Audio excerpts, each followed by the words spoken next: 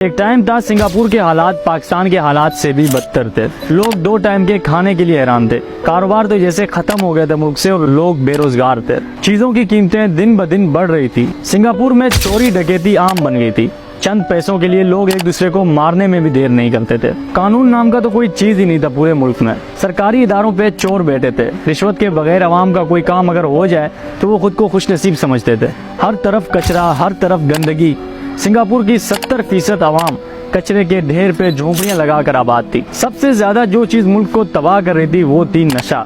Singapore की आवाम अफीम के नशे के लत में पड़ गई थी। पूरा मुल्क नशा ही बनता जा रहा था। सबने यही सोचा था कि अब कुछ नहीं हो सकता इस मुल्क का। लेकिन फिर एंट्री होती है सिंगापुर के हीरो की, ली कुआन यू। सिर्फ 25 सालों में इस शख्स ने सिंगापुर का एक नाम बना दिया पूरे दुनिया में। ली कुआन यू ने उन नशइयों को दुनिया का टॉप बिजनेसमैन बनाया। झोंपड़ियों में रहने वाले आज अरबों रुपए के बिल्डिंग्स में रह रहे हैं। आज के टाइम पे सिंगापुर दुनिया की 5वीं सबसे अमीर मुल्क है। सफाई के लिहाज से दुनिया का बेस्ट कंट्री। ना के बराबर करप्शन, ना के बराबर क्राइम। दुनिया के महफूज तरीन मुल्कों में सिंगापुर का नाम आता है। आज दुनिया की बड़ी बड़ी कंपनियां सिंगापुर में मौजूद हैं। आप सब सोच रहे होंगे कि इतने कम टाइम में ऐसा भी क्या जादू कर दिया इस शख्स ने। 9 अगस्त 1965 सिंगापुर मलेशिया से अलग हो गया था और अलग होने के बाद सिंगापुर दिन ब दिन बर्बादी की तरफ जा रहा था। महंगाई 80% तक बढ़ गई थी। आराम से मुल्क के हालात भी खराब होने लगे। चोरी डकैतियां और वारदातें बढ़ने लगी। एक तरफ बेरोजगारी और दूसरी तरफ महंगाई। लोग हैरान थे कि करें तो करें क्या। लोग अपने 2 टाइम के खाने के लिए हैरान थे। सरकारी स्कूलों में ना तो टीचर्स होते थे और ना ही वालिदैन अपने बच्चों को स्कूल भेजते थे पढ़ने के लिए, क्योंकि वो छोटे छोटे बच्चे काम करके अपने वालिदैन का हाथ बटाते थे। खुलेआम नशा बिकता था सिंगापुर में और खुलेआम नशा किया जाता था। खुलेआम लोग रिश्वत देते थे और रिश्वत लेते थे। एक तरह से आप समझ लें कि पूरे मुल्क का और मुल्क के मईशत का बुरा हाल था। फिर एंट्री होती है इस मुल्क में ली कुआन यू की और उसने इस मुल्क को सुधारने का सोचा। उसने आवाम से वादा किया कि एक दिन तुम लोग बादशाहों जैसी जिंदगी गुजारोगे।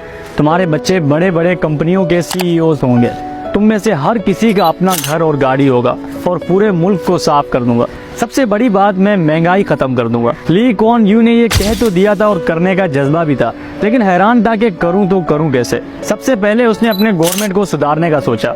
उसने जितने भी गवर्नमेंट के मुलाजमीन थे सबकी तनख्वाहें बढ़ा दी ताकि जरूरत ही ना पड़े रिश्वत लेने का। अगर फिर भी कोई रिश्वत लेते पकड़ा जाता तो उसके लिए फांसी जैसी खतरनाक सजाएं रखी, तो इसलिए कोई डर के मारे रिश्वत लेता ही नहीं था। पुराने सरकारी स्कूलों को रेनोवेट कराया और वालिदैन पे लाजम किया कि अपने बच्चों को स्कूल भेजें, क्योंकि वो जानता था कि यही बच्चे कल को मुल्क का मुस्तकबिल बनेंगे। यही बच्चे कल को बड़े बड़े कंपनियों के सीईओ बनेंगे, तो इनका पढ़ना लाजमी है। नशा बेचने और नशा करने पे बैन लगाए। कोई शख्स अगर नशा बेचते हुए पकड़ा जाता तो उसके लिए कोई माफी नहीं थी, डायरेक्ट फांसी दिया जाता था उसे। और साथ साथ उसने पूरे मुल्क का कचरा साफ करवाया, दरख्तें लगाई, पार्क्स बनाए और हर इलाके गली मोहल्लों में बड़े बड़े डस्टबिन रखे। उसने मुल्क के सफाई के लिए और कचरा उठाने के लिए मुख्तलिफ इदारे बनाए। ली कुआन यू हर महीने अपने अवाम के साथ मिलकर खुद सड़कों और गलियों को साफ किया करते थे।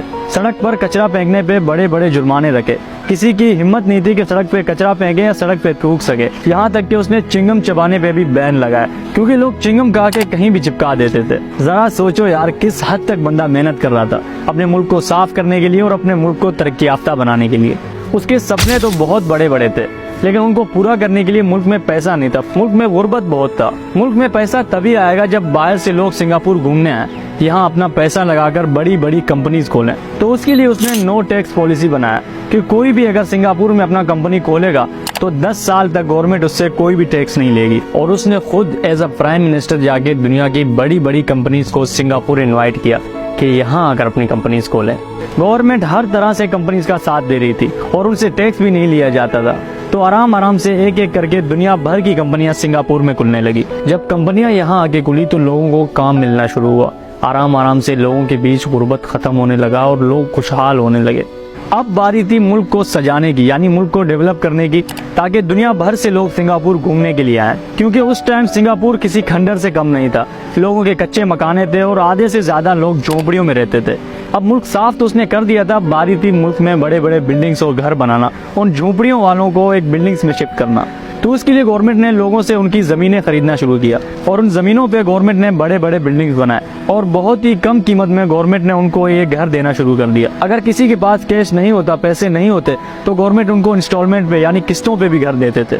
हर महीने उनकी तनख्वाह में से 25% काट दिया जाता था। कुछ ही सालों में बदलाव दिखने लगा। मुल्क तरक्की की तरफ जाने लगा। अब बारी थी अपनी एक आर्मी बनाने की। ली कुआन यू ने कानून बनाया कि हर सिंगापुर में रहने वाले 18 साल के लड़का और लड़की को कुछ सालों के लिए आर्मी ज्वाइन करना होगा। आज ली कुआन यू की कही गई बातें सच साबित हो गई। दुनिया की बड़ी बड़ी कंपनीज की CEO आज सिंगापुर से। खूबसूरती और घूमने के लिहाज से भी सिंगापुर दुनिया का बेहतरीन मुल्क है। एक टाइम पे सिंगापुर के लोगों के पास खाने के पैसे नहीं थे और आज सिंगापुर दुनिया की 5वीं सबसे अमीर मुल्क है। ये सब ली कुआन यू की वजह से हुआ और आज भी सिंगापुर के लोग उसे अपना असली हीरो मानते हैं। अगर हमारे मुल्क के लीडर्स भी एक दूसरे से लड़ाइयाँ छोड़कर एक दूसरे को जलील करने या एक दूसरे की टांग खींचने के बजाय मुल्क को सुधारना चाहें तो क्यों नहीं कर सकते। अल्लाह पाक पाकिस्तान को हमेशा अपने हिफ्ज़ मान में रखे और अल्लाह करे कुछ सालों बाद कोई पाकिस्तान की तरक्की की कहानी ऐसे बताए। ये था मेरा आज का वीडियो। आई होप आपको पसंद आया। मैं और आप मिलेंगे किसी एक नए वीडियो में, तब तक के लिए अपना बहुत सारा ख्याल रखें। सलाह करते हैं।